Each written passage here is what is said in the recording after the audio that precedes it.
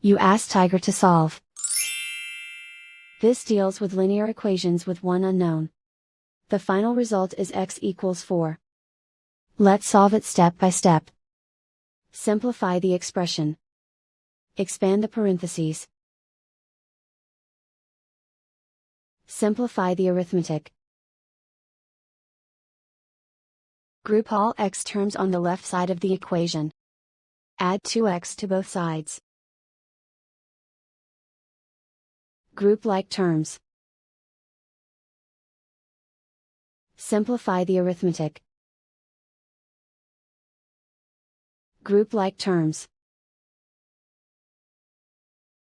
Simplify the arithmetic.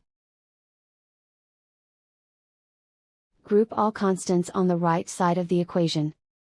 Add 14 to both sides. Simplify the arithmetic.